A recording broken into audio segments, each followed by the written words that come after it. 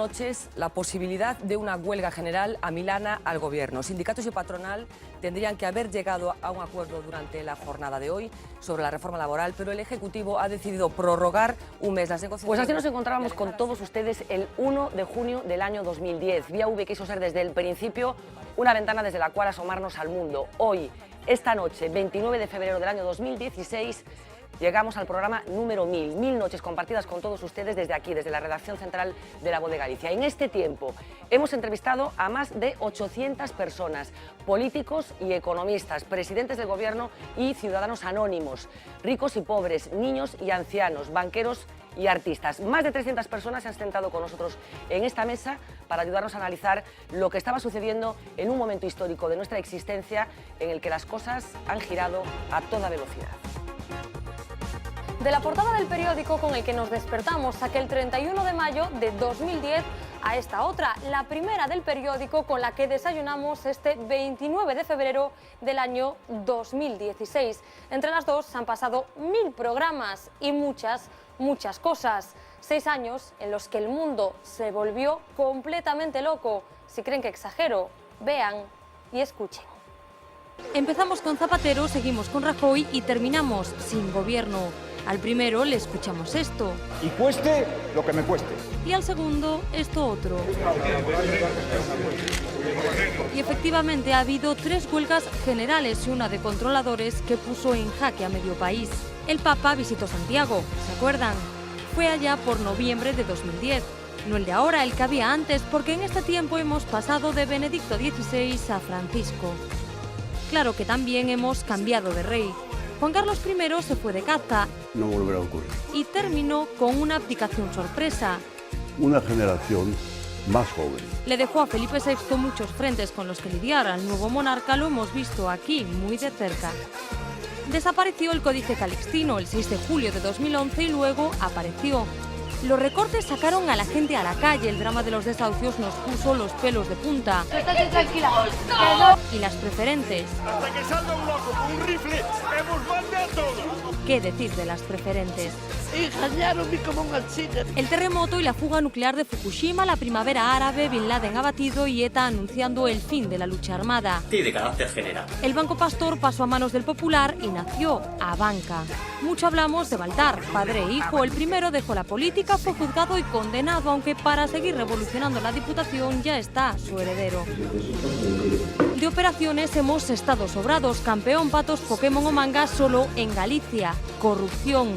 Bárcenas llegó a nuestras vidas para revolucionar a un PP que no ha vuelto a levantar cabeza. Hemos visto cosas impensables, imputar, desimputar, reimputar, declarar y sentarse en el banquillo a una infanta de España. Aunque los banquillos han estado muy pero que muy concurridos. 5 exdirectivos de las cajas por sus indemnizaciones millonarias y hasta 7 concejales de Santiago. A políticos y no políticos en prisión por corruptos. Los Puyol dejaron de ser honorables y también Rodrigo Rato. Un rescate a la banca que sigue sin llamarse rescate. Yo quería una línea de crédito. Mientras seguimos esperando la recuperación anunciada. La tragedia del Orzán. Hemos mirado a través de esta valla y visto flotar demasiados cuerpos, también este en la orilla. Un virus, el ébola, que nos hizo sentir vulnerables. Galicia ardió una y otra vez. También se inundó una y otra vez. El naval salió a la calle y los tractores bloquearon ciudades. Vimos a Beiras irse del BNG con su encuentro mandiño, reconvertirse en AGUE irrumpiendo en el Parlamento. Momentos muy tensos. Beiras. Señor Beiras. Señor Beiras. También auges y caídas. El PP llegó con su mayoría absoluta a plazas que parecían inconquistables para perderlas 4 años después cuando subió la marea. Y en Marea estamos ahora a la espera de lo que pase en las próximas autonómicas. Se ha hablado mucho de un arco. Yo recuerdo que había nieve. Fuimos testigos del 15M, llegó Podemos a nuestras vidas con el Pablo Iglesias y los suyos, también Ciudadanos y Albert Rivera, aunque antes, sí, no fue hace tanto, tuvo que irse Rubalcaba para que llegara Pedro Sánchez. Y Cataluña, hemos pasado 6 diadas, 3 elecciones autonómicas y un referéndum soberanista que no fue tal. Artur Mas dio un paso atrás y ahí seguimos. Donde sí votaron fue en Escocia. También hemos mirado mucho a Grecia. Cuando ya casi nos hemos olvidado del Grexit, ahora hablamos del Brexit. En este tiempo, París se convirtió en diana del terrorismo islamista, de Daesh. Primero Charlie Hebdo, después esto. El juicio del Prestige por fin se celebró. El rumbo era un rumbo a ninguna parte. Aunque, ¿saben quién pagó la tragedia? Nadie. El caso Asunta paralizó Galicia, aunque nada como esto. El Depor bajó y volvió a subir, Lendeiro se fue y el Celta regresó a primera. Muchos adioses a Fraga, Steve Jobs, Adolfo Suárez, Nelson Mandela, Gabo, Amy Winehouse, Isaac Díaz Pardo, Whitney Houston, Chabela Vargas, Santiago Carrillo, Margaret Thatcher, José Luis San Pedro, Rosalía Mera, Emilio Botín, la Duquesa de Alba o David Bowie.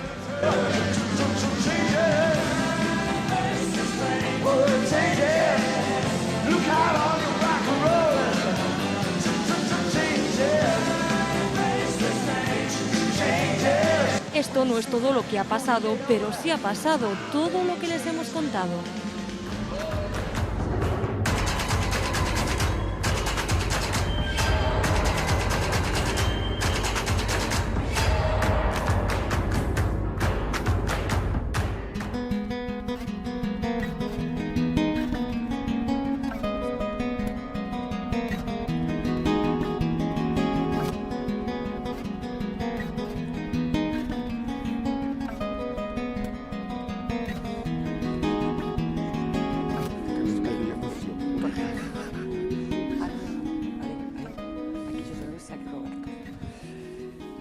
Bueno, moi bons días a todos.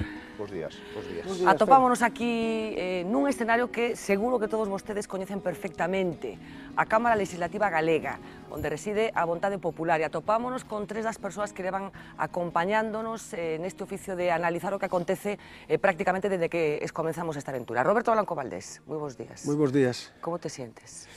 Eu síntome moi ben e ademais a verdade é que estou moi satisfeito, non? Porque esta aventura, como tú dices, foi unha aventura por unha parte deliciosa, en tanto que aventura profesional, pero tamén deliciosa en tanto que aventura humana, non? Eu coñecía a unha boa parte da xente que se fai o programa, pero non a toda, e a verdade é que foi un descubrimento de moita xente magnífica, moita xente profesionalmente admirable. Estou moi contento, a verdade que... Bueno, estamos no Parlamento, como decía, e está con nos tamén Xosé Luis Barreiro, moi bons días. Hola, bons días. Tuco Cerviño, moi bons días. Bons días. Eu non sei que importancia ten, dende o punto de vista simbólico, o sitio no que estamos, e se está sendo o reflexo fiel do que está acontecendo na sociedade. O Parlamento está sendo o reflexo da sociedade, dos tempos que estamos vivindo tan cambiantes e tan, bueno, raros. Sí. Bueno, primeiro a min o que máis raro me sonou é decir bos días en vez de boas noites, Sí. acostumbrado, verdad? Segundo, que hoxe produceme así bastante nostalgia estar sentado nesta casa, onde eu botei pouco tempo, pero naturalmente estuve nos tempos da inauguración e da súa construcción e, por tanto, pois, teñolle moito un cariño moi especial. A ver, eu creo que o Parlamento hoxe en día, os parlamentos en xeral, non teñen o nivel de atractivo e o nivel de centralidade do mundo político que deberían de ter, que merecen. Lle preguntas á xente, por exemplo, que o Parlamento explícache que moitas veces están vacíos os escaños, por exemplo. Non quere dicir que non Claro, entende... pero unha cousa moi importante, que un non Parlamento entende, nunha o sea, democracia. Claro, é o máis importante. É o máis claro. importante. A ver, o Parlamento é o único sitio onde se pode debatir en igualdade de condicións desde as ideoloxías menos representadas ás máis representadas. Es decir, un grupo que ten 5 diputados e ten un grupo parlamentario ten o mismo tempo que o grupo que ten 38 ou 40 diputados e pode discutir en igualdade, está protexida a súa discrepancia. Por tanto, o nivel de debate do Parlamento marca o máximo nivel de debate público. Se o Parlamento neste momento non está dando a altura no debate, hai un principio fundamental. Todo o debate do país está por debaixo deso. E eu creo que estamos nun momento de gravedade extraordinaria nese sentido. Tuco, non sei como vestí. Bos días. Hola, bos días. Concordas con Xosé Sí, Luis? eu Está sendo reflexo. Estamos no Parlamento de Galicia. Bueno, hai 4 anos aquí entraba a Alternativa Galega de Esquerdas, que se convertiu na terceira forza por diante do Bloque Nacionalista Galego. Despois apareceron outras forzas, con Podemos na mente de todos. E eu non sei, repito un pouco a pregunta, é un reflexo, porque sí que aquí houve un anticipo do que despois aconteceu en todo o Estado, Sí, non? eu creo que evidentemente a entrada da Alternativa Galega de Esquerdas no Parlamento produciu un evidente cambio na dinámica deste Parlamento. De todos os xeitos, e tamén, por certo, a entrada de Podemos e de Cidadáns está producindo un cambio. Estamos asistindo estes días na política parlamentaria, na política en xeral no país, non? Eu concordo con Xosé Luís, quero dicir unha cousa que por outra banda está escrita, e seguro que Roberto concorda comigo, non sei moi ben como se soluciona, ainda que podo apuntar algo que é o dominio dos executivos sobre os parlamentos efectivamente en Europa. Ten que ver co funcionamento dos partidos, porque os diputados, porque aínda nese sistema non tería por que ser así, porque os diputados, se a elección dos diputados dependera máis das bases dos partidos ou dos cidadáns ou dun mix de ambas, probablemente os diputados serían moito máis independentes, non dependerían os diputados a súa reelección da cúpula do partido. E ese é o problema, porque a cúpula do partido normalmente está no goberno. E ao estar no goberno, os diputados do grupo, que sobre todo se é un grupo ou unha coalición que apoian a ese goberno, están moi condicionados. Esa disciplina de partido, que aquí é como evidente, que noutros parlamentos non se cumple, non? Xa sabes que a defendo é outra cousa. Bueno, xa, pero hai parlamentos con gran historia parlamentaria que non defenden a disciplina de partido, funciona como sabéis, non? Gran Bretaña, Gran Bretaña, hasta certo punto, e nos Estados Unidos. Claro, bueno, pues non falamos de parlamentos menores, non? Sí, non, pero na Europa continental funciona a disciplina de partido, tanto en Alemania como en Francia, ou en Italia, non? Sí, pero eu creo que o problema non é tanto que funciona ou non funciona a disciplina de partido, que é importante, senón a rexidez desa disciplina. Tú decías, e tes razón, que predominan os executivos sobre os grupos parlamentarios e, por tanto, sobre os parlamentos. Os presidentes, ao final, elixen os membros dos grandes órganos do Estado. Os presidentes son os que deciden os pactos que conforman o Tribunal Constitucional ou o Poder Judicial. Pero o problema é que ese fenómeno se produce tamén nos partidos que non teñen goberno. E, por tanto, o fenómeno non ten que ver só co goberno, ainda que ten que ver co goberno, como ben explica tú, non? Ten que ver con un tipo de partidos onde a disciplina funciona dunha maneira absolutamente ríxida. Esta é a diferencia con Gran Bretaña, co modelo anglosaxón, que é un modelo parlamentario, e con Estados Unidos, que é un modelo presidencial. Esa disciplina non é tan ríxida, e iso é o que explica que haxa, diríamos, un certo interés no que ocurre no Parlamento. A ver, espera, que incorporamos a Carlos Enrique. ¿Cómo estás? Bo día. Que se incorpora aquí a esta tertulia tan especial que os estamos mantendo como consecuencia deste programa 1000 que cumplimos en ViaV, voltas ao sitio no que estiveches moito tempo, moitas horas. Onde estive moitas horas, aquí no Parlamento, unha legislatura compartida tamén con Tuco. Dúas, Carlos. Dúas, creo que dúas. Perdón. Dúas compartidas, porque eu estuve en 4. Non, eu estive en 2 e 6 meses, o sea, que o que non compartimos foron os 6 meses. Carlos, estábamos falando de ata que punto nestes momentos o Parlamento, sobre todo nestes 6 anos que levamos facendo o programa, en o que aconteceron moitas cousas, o Parlamento é realmente o reflexo da sociedade na que estamos. É este Parlamento o reflexo do país, o reflexo de Galicia? Bueno, eu creo que sí. Recolle o que son as preferencias, as orientacións e a ideoloxía, non? Dos galegos e das galegas. Outra cousa é que o Parlamento seña como, bueno, dicimos cando estamos sobre todo no Parlamento e pretendemos o centro da vida política. Pois nin é o centro da vida política porque, bueno, xa desde hai tempo, iso tamén se ten estudado, o executivo, non? Bueno, desto falábamos. Sí, o Estado Social, o Estado de Benestar, pois ten moito máis protagonismo que o Parlamento, a pesar de que sobre o papel tanto o sistema galego como o español son sistemas parlamentarios. En segundo lugar, eu creo que nestes 6 anos produciuse outro elemento que é que quizáis a Ágora, non? Sí. Xa non é tanto o Parlamento como os platós de televisión, e nós tamén en pequena medida intentamos reproducir iso, non? Unha puntualización que me parece moi importante. Vamos a ver, o sistema continental confundeu a política co feito de facer. Se nós collemos os discursos da transición, todo o que falan os políticos é do que se fai, non do que se debate. Pero iso, José Luis, vende aquí do estado de obras. Sí, pero, bueno, pode vir deso, pero quero dicir, toda a democracia parlamentaria foi fundada. A ver, un día o señor Fraga preguntaronlle por que non estuera nunha sesión de control, e dixo, porque yo tengo que trabajar. É dicir, que entendía perfectamente que traballar e gobernar, e isto é como... Unha representación. Es unha especie de teatro. E logo dixo outra cosa, de las 4 legislaturas, en una, hizo incompatible el ser consellero solo en una, porque después volvió otra vez al parlamentario. Con ser parlamentario. Y cuando le preguntaron por qué era eso, dijo, porque el gobierno tiene que trabajar y no perder el tiempo allí. Pero eso denota muchas cosas, ¿no? Pero quiero decir que él... Es un desprecio al legislativo, ¿no? No, pero él era un populista de primera línea, y por tanto estaba reflejando un elemento de cultura popular que equivocadamente le daba la razón. Era unha disculpa moi habitual no goberno. Pedías... Tamén no bipartito. Tamén no bipartito. Sí, probablemente, Tíamos que andar detrás dos conselleiros para... Sí, pero tamén no bipartito Tiñas que andar detrás dos conselleiros? No, pero era, a ver... claro, pero a cuestión era decirlles, eu creo que Tuco pois tamén, bueno, pois seguro que vais ratificar, en vez de nesa non obsesión, pero un pouco nesa idea de facer do Parlamento centro da vida política, por que presentades as cousas nunha roda de prensa antes de dar conta no Parlamento e de discutila no Parlamento? Bueno, porque... Eu recordo que cando facías moitas preguntas por escrito, fundamentalmente, tamén verbais, pero sobre todo por escrito, tardaban en contestar, e o goberno chegou a contestar e que tiñan que traballar. En realidade, porque a pregunta é, por que nos países anglosaxóns é distinto? Ten que ver coa cultura política, pero ten que ver tamén co sistema electoral. Nun sistema electoral, con distritos uninominais, onde en cada distrito se elixe un diputado, o diputado ten que respostar frente aos seus electores. Tú vas por Washington, eu vivín ali unha temporada longa, tú vas por Washington e tú en Washington ves as oficinas dos diputados, ali cos cartéis, etc., porque son diputados de distrito, responden ante os seus electores, Bueno, aquí podíase facer tamén polas... que podían facelo, pero non se fai, non se reclama. Non me resulta a tentación de que lle contes aos nosos espectadores o que me contabas, o que nos contabas antes de empezar esta conversa, efectivamente. Sí, falábamos das estenotipistas que estaban aquí e que nas Cortes de Cádiz, que se tomaba xa taquigráficamente e se editaron no ano 1870, están todos os diarios editados, hai un momento determinado que se está discutindo o tema de cal debe ser o corpo electoral. E se no corpo electoral deben entrar o que se chamaban os castas, que eran os españoles que tiñan orixen africano, é dicir, os que tiñan sangre que non era pura sangre blanca ao 100%. E un diputado pide a palabra e dice, señores, si seguimos así, vamos a acabar extendiendo la representación a las mujeres.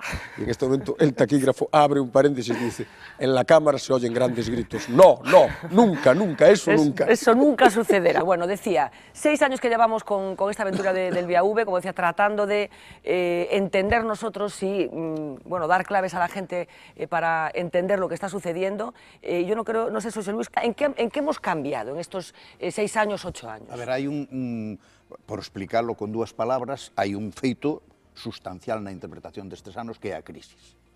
Pero unha crisis que é general, é crisis económica, pero que se vai transformando un poquinho a pouco en crisis social, crisis sobre todo de orientacións e valores sociales, ¿no? Pero lo que tiene más importancia sobre este asunto es la interpretación de la crisis. Es decir, la crisis nadie la interpreta en términos económicos, la crisis no tiene una causa ni una entidad directa, sino que la crisis está fundamentalmente identificada con las medidas anticrisis tomadas por el gobierno. ¿Y eso qué significa?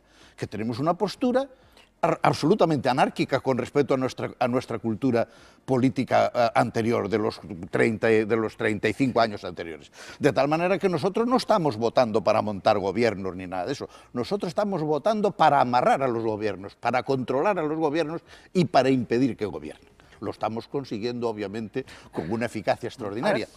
Sí, eu creo que hai un libro cuyo título é moi significativo, que é o libro de Muñoz Molina, Todo lo que era sólido, que realmente hai unha volatilización desde logo das políticas sociais, das cousas sólidas, o sistema sanitario sigue sendo magnífico, pero ten problemas, o sistema educativo... Pero Jesús apuntaba que como consecuencia da percepción que a xente ten das medidas anticrise. Sí, a eso vou, pero tamén da política. A política volvese volátil, que é o que se di agora, ou líquida.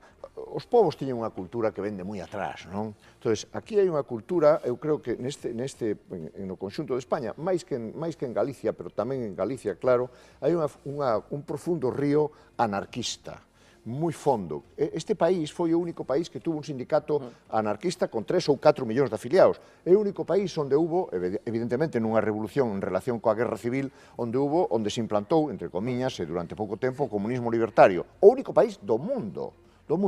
E ti observas unha reemerxencia desa alma, digamos. Eu creo que hai un fondo río, un río profundo, un río subterráneo, que de cando en vez emerxe hai...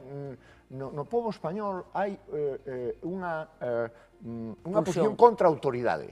E iso actuando nun contexto de crise, por outro lado, con unha inxección de ideoloxía liberal de canto menos Estado millor, todo eso mezclado, eu creo que dá un pouco lugar a esta situación. Curiosa interpretación a que fai Tuco. Bueno, é unha hipótese de explicación. No, está moi ben, está moi ben. Vamos a ver, eu non concordo exactamente co que di tú, non creo que iso teña moito que ver. Eu creo que o que hai é unha especie de quebra de expectativas. As expectativas que a xente, en particular a xente nova, podía ter hai 7, 8 anos, esnaquizáronse. Esta idea da meritocracia, eu creo que había bastante diso tamén detrás do 15M, mesmo detrás de algúns discursos, non, destes novos políticos. Estou moi preparado, estou moi tal, e, por tanto, por iso merezo, pois, todo iso esnaquizouse, e vaise, ou a xente parecelle que se vai cara a unha especie de sociedade estamental. Bueno, pois se naces nunha familia que ten posibles, terás unha boa educación, senón non, se terás unha boa sanidade, senón non, e terás un bo traballo, e senón non. Iso, quero dicir, pensas que vamos a eso, a esa sociedade? Bueno, se a iso lle sumamos que, ademais, eu creo que houve un cambio no relato da crise, o que empezou sendo unha crise do sistema financeiro privado se convirte no 2011-2010 nunha crise de débeda, e a culpa dos políticos. Entón, claro, a corrupción, estamos lo vendo bueno, non sei exactamente negociacións, pero no, as negociacións sobre corrupción é a corrupción política. Ben, a corrupción política está moi ben, e desde logo ten que caer todo o peso da lei. Está moi ben, está moi mal. No, digo que está moi ben tratar dela e atacala, e ten que caer todo o peso da lei sobre a autoridade ou o funcionario ou cargo político que se corrompe.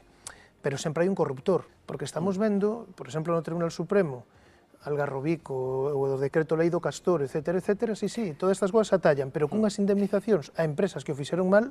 A ver, Roberto, en que cambiamos realmente? Que cousas saltaron polos aires realmente? Non sei se crees que hai sobreactuación en algunhas cousas, non? Se realmente, bueno, pois ese cambio de pel foi tan profundo ou non? Me preguntas porque me parece la pregunta moi interesante, ¿no?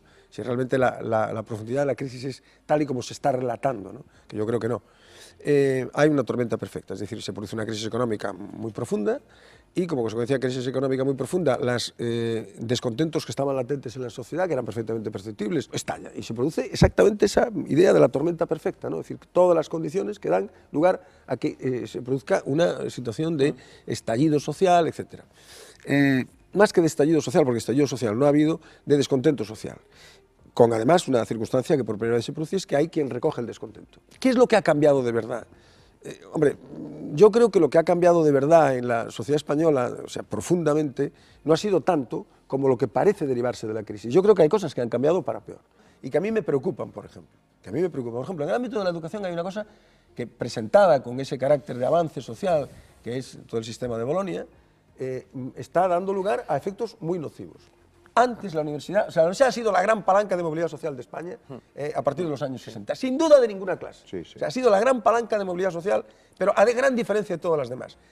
Esta universidad en la que no llega con licenciarse, sino que hay que hacer un grado, y el grado hay que pagarlo, está introduciendo un elemento de desigualdad social profundo. Pues esto es menor lo que estás diciendo. Lo importante, la disminución de las becas. No, pero ya no solo de las becas, yo estoy hablando de otra cosa. Es decir, tú antes te licenciabas y todos los licenciados íbamos con nuestra licenciatura al mercado. Y competíamos siendo más listos o más tontos, habiendo trabajado más o habiendo trabajado menos. Ahora tú vas y tienes que hacer un grado. Y si el grado es de 3.000 euros, no es lo mismo que el grado de 30.000. Porque el grado de 30.000 tiene un nivel de empleabilidad del 70 o del 80% y el grado de 3.000 no. Y muchos de los que se organizan por 3.000 o 2.000 euros son buenos y otros son una pura basura. Vamos a ir avanzando porque todavía tengo temas que compartir con vosotros y poco tiempo, porque hoy es una tertulia jibarizada, digamos, en lo que tiene que ver con el tiempo. Me gustaría un apunte de los cuatro en relación con la tensión territorial. Yo no sé qué crees que ha pasado en estos 6 años, qué ha provocado la situación de Cataluña y, muy brevemente todo, por favor, José Luis, ¿qué va a pasar? Quiero decir, si esto va a volver a las aguas a su cauce o no. A ver, yo creo que es un tema que tiene evoluciones diversas en el conjunto del Estado. Por ejemplo, la tensión vasca es mucho menor que hace 8 o 10 años, y la tensión catalana es mucho mayor. Son de naturaleza distinta, por eso no es de extrañar que cuando una baja la otra sube, ¿no? El problema de Cataluña en este momento yo creo que está en el momento más álgido y más difícil de entender. ¿Por qué? Porque es un enorme conflicto sobre el conjunto del Estado que se produce en dos circunstancias extraordinariamente difíciles de casar. La primera es que Europa toda está en un proceso de integración y no de desintegración, salvo el Reino Unido. La segunda cuestión que me parece muy importante es que por primera vez se produce esta sensación de de marginalidad en una comunidad autónoma que está a la cabeza de España y entre las cabezas de mejores resultados y de mayor nivel de vida de Europa. Con lo cual es absolutamente, y por cierto, y de las que tienen mayor autonomía en el mundo, ¿verdad? Y por tanto, yo creo que solo le gana el País Vasco. Y por tanto es absolutamente imposible de dos cosas, una de entender, pero la otra de satisfacerlo, porque no le puedes dar nada que no tenga. Pido una frase, ¿qué deriva va a tener esto? ¿Cómo va a ser el Estado español en el futuro? A ver, yo creo, no sé si lo creo o lo espero, pero lo creo, que este es el canto del cisne. Es decir, yo creo que este proceso va a terminar muy mal, pero sin romper Cataluña, y que por tanto va a quedar desautorizada la manera esta de decir somos tan pillos y tan listos que vamos a arreglar los problemas por la puerta de atrás. Yo creo que esto, tardará años. Tuco, reflexión, por favor, breve. Sí, breve. Eu creo que o problema territorial, como dixo Xosé Luís, efectivamente está diverso, non? En Galicia neste momento non hai un problema territorial. O problema está en Cataluña, como vemos dicindo claramente. Pero o problema de Cataluña é un problema como Guadiana.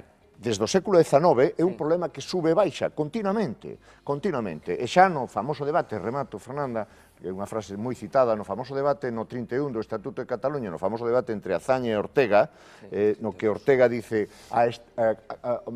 con Cataluña só podemos aspirar á conlevancia. Eu creo que eso é así. Creo que só podemos aspirar á conlevancia. Eu desexo, espero e vislumbro que Cataluña non se vai separar de España. Pero en 20 anos o Estado español será semellante ao que agora? Bueno, Cataluña non estará políticamente fora do Estado español. A articulación territorial, pois non sei se será semellante, sí, pero non igual, seguramente, non? A ver, decía Tuco que en Galiza non hai un problema nacional, que temos un problema demográfico, un problema de emprego... No, pero estou falando dos problemas que ten Galiza, claro. Sí, claro. Precisamente como non reivindicamos e como non hai unha reivindicación nacional forte, a forma que temos de estar dentro do Estado español provoca outras cousas. Ese é o meu punto de vista, verdade? Logo, efectivamente, a debilidade do nacionalismo por erros propios na actualidade que esperemos que se poda resolver, pero eu non sei se dentro de 20 anos vai seguir habendo Estado español, eu que espero que non o haxa como hai agora. Porque claro, para min, eu non me meto na primeira persoa do plural de Ortega cando hai que conlevar a Cataluña, porque o meu problema non é Cataluña, seguro que o meu problema é, neste caso será Madrid máis ben, non? Roberto? Pero Ortega non decía que había que conlevar a Cataluña. Eu non estou na primeira persoa do plural, dele, entón, eu espero que se o Estado español, efectivamente, se mantén, seña un Estado plurinacional de verdade, non como pensa Podemos, non todos dentro da gran nación española, non, varias nacións que en pé de igualdade, porque nos convén a todos, pactamos, e iso require que as institucións comuns, etcétera, pero pactamos. A ver, Roberto, senón, sí, moi brevemente, 4 ideas que son casi 4 frases. Galicia é o territorio, España é o territorio da Unión Europea donde o problema nacional é máis agudo nos últimos 40 anos. Por tanto, hai un problema territorial indiscutible. En Cataluña, no País Vasco, con manifestacións terribles que foron o terrorismo durante moitos anos, e en Galicia, onde, efectivamente, se decía aquí, o poder do nacionalismo é moi inferior á influencia que ten, porque o nacionalismo ten pouco poder, ten unha capacidade de influencia intelectual, de xenerar hegemonía, que realmente sorprende, incluso a veces irrita, para o poder que ten. Esa situación determina en grande medida, non só esa situación, pero esa situación determina en grande medida que España experimente un cambio territorial que non se produce en ningún país de Europa nos últimos 40 anos. É dicir, ningún país de Europa se descentraliza do mundo, en realidade, nos últimos 40 anos, como se descentraliza España. Por tanto, o Estado español xa é moi distinto do como era fai 40 anos. É totalmente distinto, un Estado plenamente federal, comparable en todos os Estados federais, en algunhas cuestións funciona mellor e en outras cuestións funciona peor. Terceira reflexión. Isto ten arreglo. Bueno, eu creo que o arreglo non é a ruptura, e eu creo que o futuro é o futuro da conlevancia, que cando Ortega e Azaña interveñen no ano 32 no discurso, no debate de totalidade do Estatuto de Cataluña, non están dicindo que hai que levarse con Cataluña. Os dous parten dunha crítica durísima á posición española en relación cos territorios. Que Ortega tamén ten unha visión moi determinada, a verdade, de España, según ele Castilla quen fai España, e, por tanto, o resto, os que non somos exactamente iso, pois só dice o único... pero, Carlos, eso lo dicen criticándolo. No, Ortega ten escrito. Seguramente pensaría o mesmo. Esa visión orteguiana, bueno, os demais o que nos remite é a soportalo. Bueno, deixádeme que para rematar facamos un xogo que moitas veces facemos con convidados, non con vos, sino con convidados que veñen a ser entrevistados, que deslizar conceptos que cada un de vos vai ter que comentar dun xeito moi breve, prácticamente con un adxetivo. Quero empezar por los líderes políticos que nestes momentos están facendo o xogo político. Empezo por ti, vou cambiar o orden para que non teñan ventaxa os últimos sempre. Vou empezar, si digo Mariano Rajoy, que te suxire, José Luis? A mí me parece la persona que tiene toda la iniciativa de la política española, dando la sensación de que no ha tomado ninguna decisión en los últimos años. Tuco, Rajoy. Debe marcharse. Carlos. Pasado. Roberto. Un gran éxito económico combinado con un terrible fracaso político. Bueno, pues empezó por ti. Pedro Sánchez. Pedro Sánchez. Entraron dos personas en un taxi, no sé, decía, con Asquith creo que era, decía, entraron dos personas en un taxi, entró no sé quién en un taxi y el taxi iba solo. Carlos, Pedro Sánchez. Pues como dirían os clásicos, Pedro Sánchez e o PSOE é o problema e pode ser a solución. Tuco, Pedro Sánchez. Pedro Sánchez está, eu diría que está medrando moito desde que o rei lle encargou a formación de goberno. José Luis. Para mí es el futuro premio Nobel de Matemáticas. Es el hombre que cree que 90 son más que 125. Pablo Iglesias, Tuco. Pablo Iglesias é un marxista no sentido de Groucho Marx. Ten unos principios, se non le gustan, ten outros. Carlos.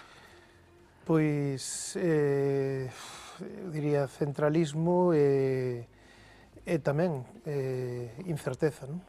Roberto. Es un caso muy característico de eso que un amigo mío, al que quiero mucho, llama la disonancia cognitiva, que es la gran diferencia que existe entre lo que él cree que es y lo que es de verdad. José Luis. A ver, para mí tiene dos cosas que voy a expresar en términos negativos y una positiva. Primero, tiene un orgullo y una soberbia extraordinaria que yo creo que está perfectamente justificada en una persona que con 40 años irrumpe en el sistema de partidos español y lo transforma absolutamente y le permite en este momento jugar de delantero centro, con 67 diputados. Y por tanto, yo ese engolamiento que tiene, que yo creo que desde el punto de vista absoluto es negativo, pero yo lo comprendo perfectamente. La segunda cuestión es que está haciendo una propuesta de modernidad, en realidad yo la creo muy anticuada y muy peligrosa para la cohesión de un país. Y la tercera es que como político me parece que es en este momento la persona más coherente de España. Feijóo. Fracaso. Ningún dos objetivos que se marcou o conseguiu, salvo a austeridade que están pagando os galegos nas súas carnes. Sí, yo creo que es una imagen que representa muy bien lo que el PP necesita si quiere salir del pozo negro en el que lo ha metido la corrupción. Tuco. Bueno, eu creo que o presidente Feijóo é un home que aparenta máis do que é. O sea, sempre foi un bo parlamentario, últimamente menos, creo, pero é un bo polemista, foi un bo xefe da oposición, pero eu creo que ten unha excesiva fama de xestor que non se justifica na realidade, na miña opinión. José Luis. Todos los hombres y mujeres aparentamos más de lo que somos, y de hecho la frase esa de que ningún hombre es grande visto en su intimidad, ¿verdad? O como lo diría Nadiuska, todos los hombres. No hay cosa más ridícula que un hombre en calzoncillos, pues esa parte... bueno, depende del hombre, depende. Exactamente, bueno, los que yo conozco, ¿no? En términos generales, yo creo que ese defecto que puede ser cierto, lo tenemos todos, lo compartimos y por tanto eso le da humanidad. Pero por provocar, ya que Carlos lo definió como fracaso, yo lo voy a definir como éxito. Penúltimo concepto, ya no persona, concepto, Roberto. Galicia. Galicia. Bueno, yo creo que es un país magnífico que tiene un único gran problema, que es que tiene un clima endemoniado. De verdad. Carlos? Pois suscribo a primeira parte de Roberto. Eu creo que o mal tempo no seu tempo é bo tempo e, por tanto, ahora toca que chova e toca que faga frío. Esperemos ter un bo verán. Podría tirarme al pescuezo, podría tirarme a tu pescuezo por decir eso. A continuación engadiría que Galicia, pois eu creo que é unha nación que está pendente, non? E ten que construirse, e espero que encontre entre todos o seu sitio. O seu sitio será un país capaz de darlle xustiza e darlle benestar aos seus habitantes. ¿Quere retrucar? No, retrucar no, decir sencillamente que es el lugar donde ha nacido toda la familia toda una parte de mi familia, toda la familia de mi padre, y que por tanto para mí es una parte fundamental de mi identidad, claro. ¿Galicia? A ver, para mí, Galicia y especialmente Forcarei es el centro del mundo. Desde aquí digo, de aquí a allá, aquí siempre es aquello, ¿verdad? Tendrás que admitir que el centro del mundo tiene los polos, un Galicia. Sí, Forcarei y La Estrada, que efectivamente. Sí, claro, ya me parece un poco egoísta por tu parte esto. Pero a mí lo que me extraña más en la descripción que ahora mismo estamos un poco metidos en un contexto y en una conversación política es que yo creo que es el país que tiene más distancia entre lo que dice desear y lo que hace para que suceda. Es decir, eso que decíamos antes del nacionalismo, ¿verdad? Cuando hacemos el discurso, todos queremos una Galicia autónoma, nacional, no sé qué, no sé cuánto, y cuando votamos el PP de toda la vida, ¿verdad? Y por tanto, pues, bueno, tenemos que hacérnoslo ver de alguna manera, ¿verdad? Tuco, Galicia. Luis, fala por ti. Utiliza el impersonal francés. No, votamos como país. Este pueblo vota. A ver, Tuco, Empezo dicindo unha definición política. Para min, Galicia é unha nación que debe atopar o seu lugar no mundo. Eu creo que o seu lugar no mundo está nese espacio de solidaridade que é España e que é Europa. O último concepto, que é unha palabra, que te suxire se digo futuro. A ver, eu teño unha frase neso que me gusta moito. Chegou un meu fillo de Alemania unha vez, viña de estudiar, traía unha camiseta así moi vistosa con unha frase. E dixen eu, dime que significa isto porque non quero que vayas por aí sin que sepa que levas aí. E di, el futuro hace 1000 anos ya era lo que venía después, verdad? Eso é a traducción perfecta. Pois eu creo que o futuro é o que ven despois. Non ten máis secretos que eso, non? O futuro, entre outras cousas, para decirlo con unha frase, digamos, filosófica máis constructiva, o futuro é o que se faga, non é. O futuro non está determinado. E, por tanto, o futuro é o que facemos hoxe. Eso é o futuro, non? Creo que non ten máis definición. Bueno, eu diría preocupación e esperanza, non? Non podo dicir moito máis. Roberto, futuro.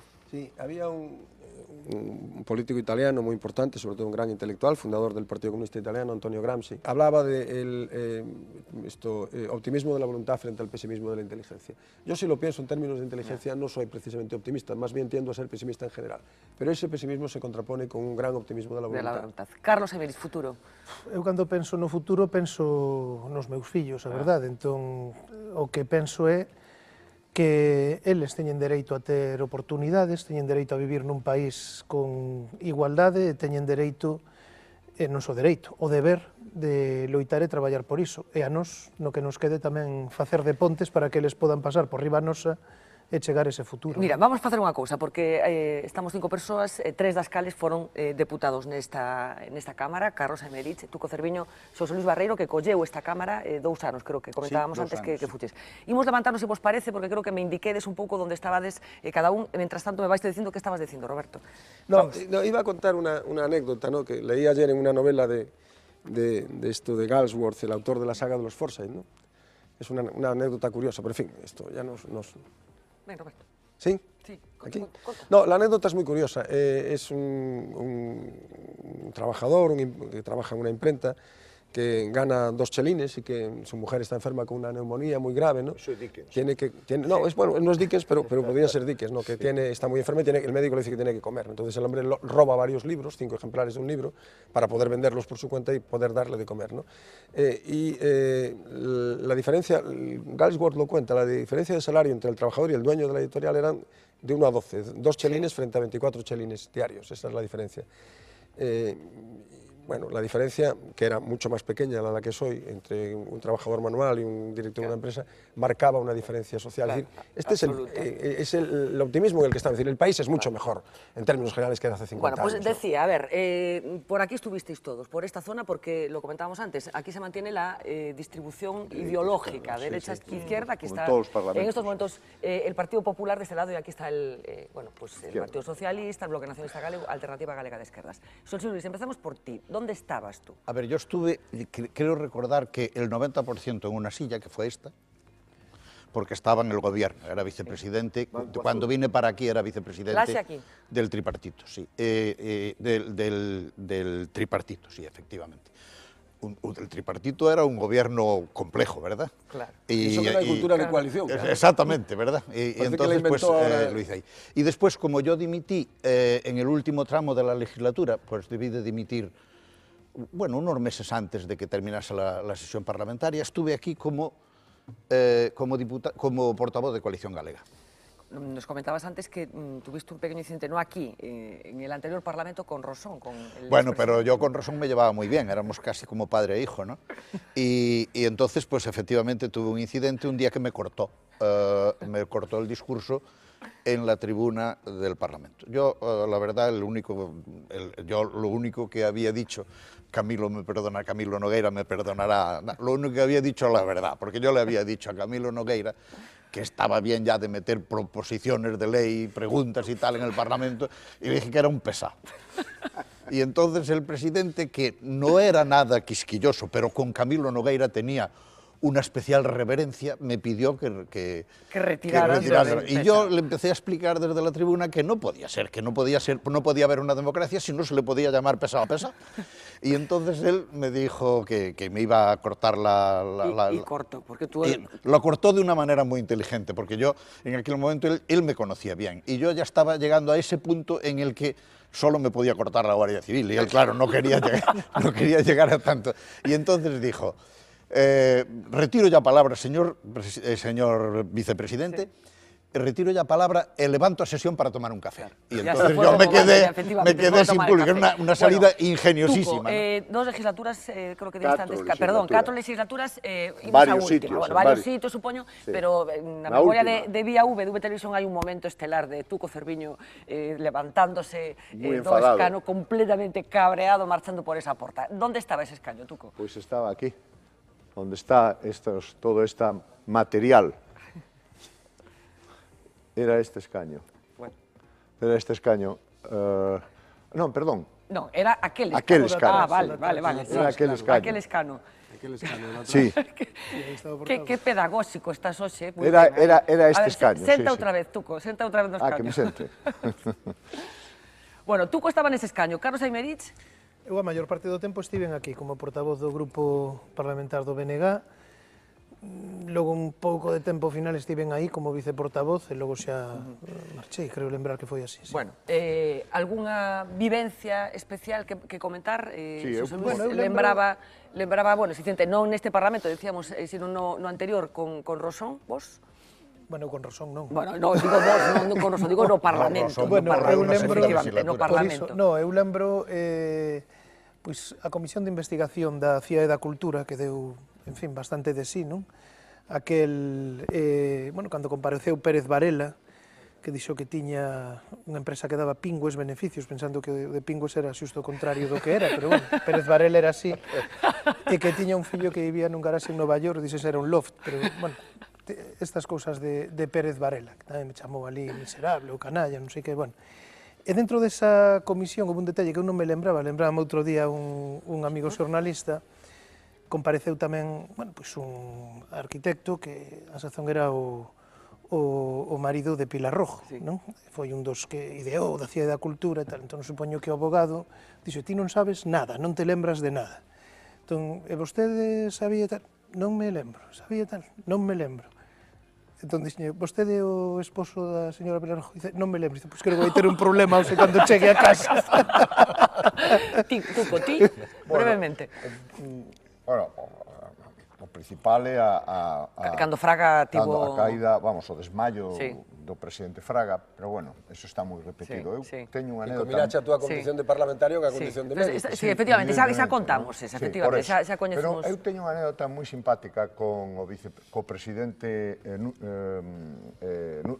Carai, Vitorino Núñez. Eu quero recordar dun escano por aquí. Pedinlle eu, xa tan tempranamente como na cuarta legislatura, entre o 95 e o 99, nun momento dado, pedinlle eu, sin comentarme ni a Dios ni al diablo, que prohibise fumar no hemiciclo. Bueno, fíxate, claro, que non nos damos conta de que se fumaba no hemiciclo. Bueno, fumábanse puros, puros. Eu recordo fumando un puro a Carlos Casares, a Javier Casares, a Javier Losada, fumando puros. Fumaba todo o mundo, pero desde os bancos de esquerda, que sempre foi moito máis viciosos, La vida no es solo política y por eso en este tiempo VIAV ha abierto sus puertas desde a científicos que han convertido a Galicia en una pionera en investigación genética, a médicos que luchan en otras partes del mundo, por ejemplo en Sierra Leona, contra el ébola, ganaderos, trabajadores del naval, marineros del cerco, enfermeras que trabajan con contratos por horas. VIAV sale a la calle para escuchar las palabras de todos aquellos y aquellas que nos hacen crecer y que este país merezca la pena. Procuramos abrir ventanas que nos desintoxiquen de la política. Estamos hablando con una de las investigadoras más reconocidas. La primera vez en todo el tiempo que llevo investigando que alguien me dice muchas gracias por trabajar para esta fundación. Eso nos lo dijo Melinda Gates. Cuando la gente tiene casos difíciles, recurren a nosotros. ¿Y cuántas veces lo llaman al día para ficharlo fuera? Bueno, algunas ofertas tuve en mi vida, pero se está mejor en nuestra tierra. Investiga Instituto Sanger, que es uno de los principales centros de genómica del mundo. ¿Qué se hace mal aquí en España? No sé, yo te preguntaría al revés, ¿por qué en Cambridge no se construyó una ciudad de la cultura? Se gasta mucho dinero en formarnos. Y después nos deja escaparnos para otros sitios. Cuando yo llegué al Congo, yo pensaba que iba a estar un año solamente. Kutu siempre me lanzaba miradas. Me lanzaba una mirada como diciendo, venga, no eliges tú el chimpancé, sino que ellos te eligen. Y va a ser tu amigo. 50 años detrás de esta cousiña. Estamos desvelando cuál es la estructura del vacío. Unos invitados muy especiales. Can de Palleiro y el resto de las razas autóctonas es un patrimonio cultural de Galicia que no debe de perderse. Un futuro en el que convivamos con los drones en el cielo como hacemos hoy con los coches. El cielo europeo sí se está preparando para eso. Aquí está el futuro. Esto suele funcionar casi siempre y cuando oigas un tac, algo va a pasar. ¿Habéis visto la película esta reciente del francotirador? Mejoran extraordinariamente la puntería. Me asusta esto. Esto asusta un poco. Yo no estoy aquí para enseñar inglés o matemáticas. Yo también quiero aprender de vosotros. Entonces, ¿qué me podéis enseñar? ¿Tú qué notas, Fran? Sí que fue una conmoción y ahora me considero muy afortunado y soy muy feliz. Yo podía estar en esa silla. Era necesario contar esta historia. El códice, por lo que sabemos, estaba dentro de una bolsa de plástico. Yo me sigo emocionando cuando lo recuerdo. El problema es que no hay recursos humanos, que no hay una infraestructura sanitaria y un sistema sanitario de salud no lo puedes construir en un mes. Claro que podría volver y trabajar, pero ahora lo que me gusta es lo que estoy haciendo. Me parece que hemos realizado una vez más un servicio público desde un medio de comunicación privado.